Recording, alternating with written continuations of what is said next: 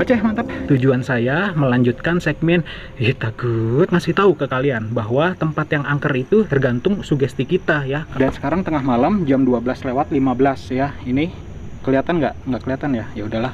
Jadi untuk sejarah dari pemakaman Belanda ini, silahkan kalian klik video yang ini ya. Nah, di situ saya jelasin tentang sejarah dari pemakaman Belanda ini. Ya udah, sekarang kita telusur malam di pemakaman Belanda ini. Yuk.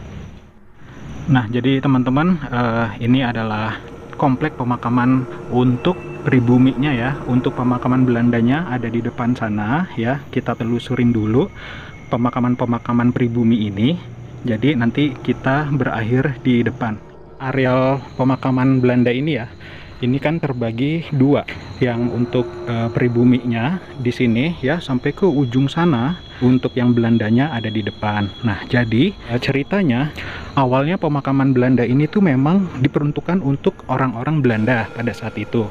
Tapi seiring berjalannya waktu, komplek pemakaman Belanda ini bisa juga dikuburkan orang-orang pribumi, tapi khusus yang beragama Nasrani.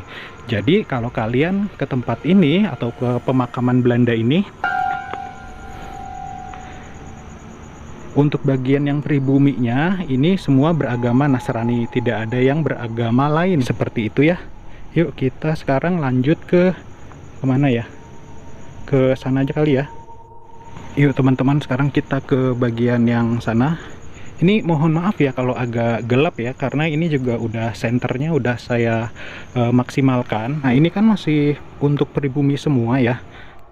Kalau pada berantem setan-setan pribumi di sini sama setan Belanda yang di sana, waduh, itu kayak gimana gitu ya. Oke, kita lanjut.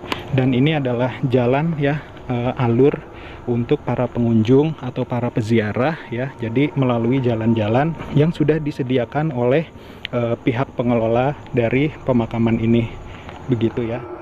Sedikit juga saya ceritakan, semua yang dikuburkan di sini kan beragama Nasrani.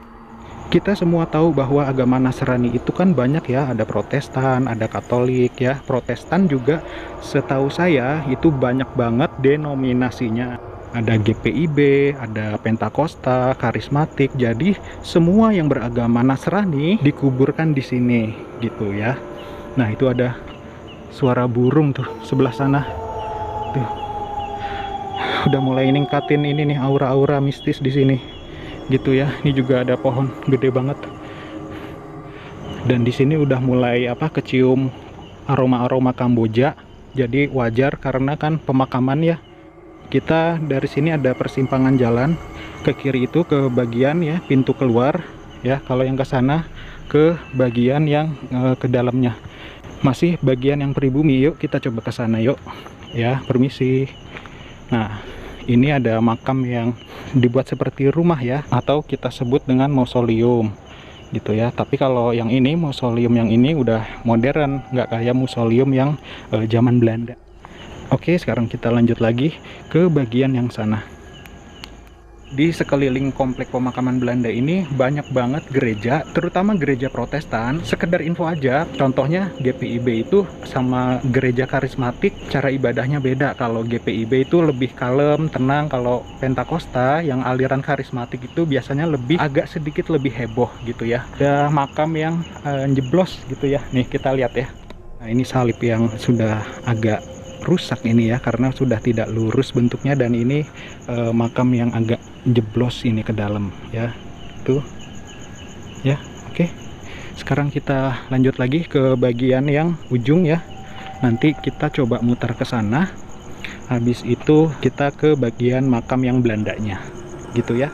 Ini saya kurang tahu sekarang luasnya itu sudah berapa hektar, tapi yang jelas pemakaman ini sudah mengalami penurunan dari luas lahan ya. Infonya dulunya ini makam ini luas banget gitu ya, berapa hektar gitu saya lupa, tapi seiring berjalannya waktu, perkembangan kota yang cukup pesat, jadi luas lahan pemakaman ini sudah berkurang gitu ya.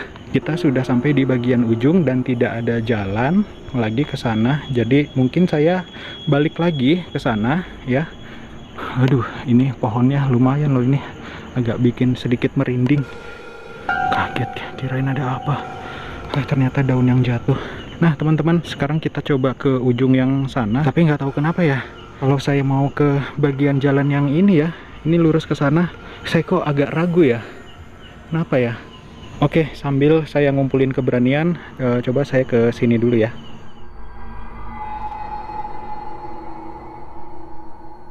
Baterai senternya udah penuh lagi, jadi kita lanjut yang di belakang tadi ya, yang di tengah tadi menuju ke belakang. Saya sedikit ceritakan kisah dari pemakaman ini ya, pemakaman Belanda ini. Dulu ketika Indonesia sudah masa bersiap, kalian semua pasti sudah tahu kan masa bersiap itu apa. Nah ketika itu terutama para laskar sih ya, sempat mengobrak-abrik pemakaman ini, terutama di bagian yang pribumi ini ya, dan juga mungkin yang di bagian Belanda juga diobrak-abrik.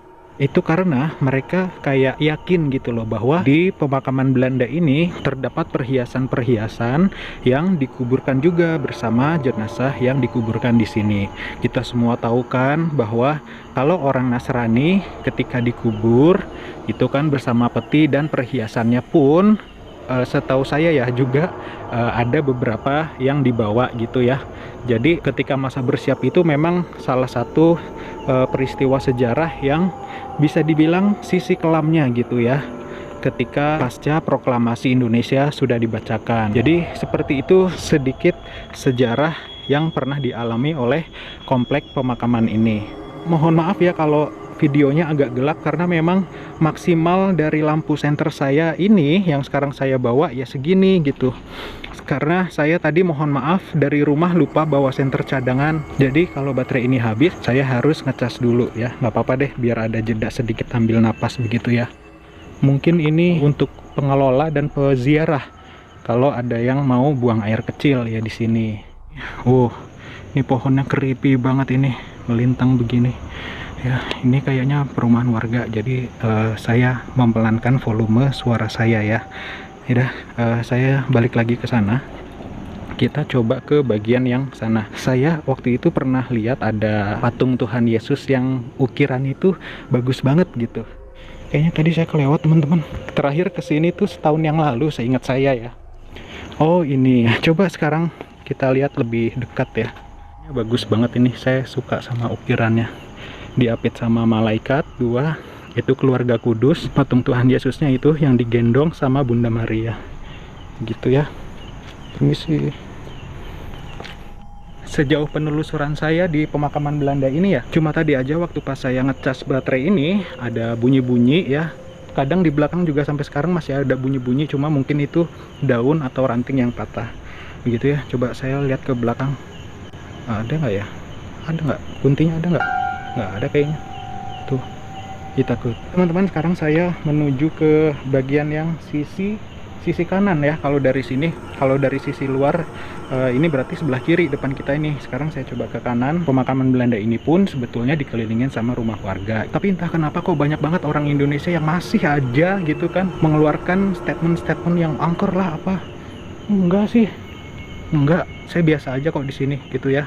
Mudah-mudahan sampai akhir syuting saya nggak kenapa-napa. Takut. Saya tertarik ini sama salib yang kelelep ini. Saya jadi sugesti ada tangannya yang tiba-tiba muncul dan bilang mau ikut saya nggak? Ih takut. Ini sebetulnya udah mau dekat ke pemakaman Belandanya sih. Kita langsung ke pemakaman Belandanya aja ya. Di pemakaman Belanda yang bagian depan itu ya, di situ ada makamnya seorang pendeta yang baik hati seperti yang tadi saya bilang, dan juga ada seorang pejabat dari Belanda yang waktu itu cukup berpengaruh di zamannya.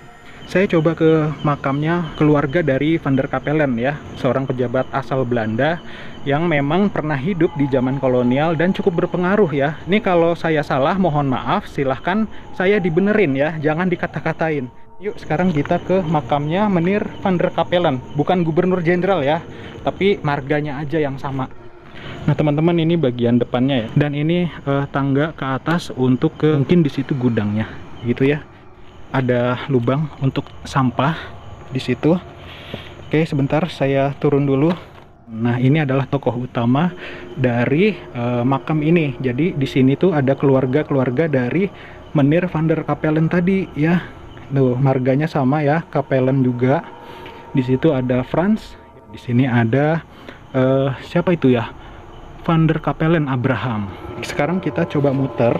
Itu yang perempuan waktu itu saya lihat mana? Oh ini nih, Noni Marie Adolphine van der Capellen ya. Masih satu keluarga dari Menir Adolf van der Capellen. Gitu. Nah ini mausoleumnya.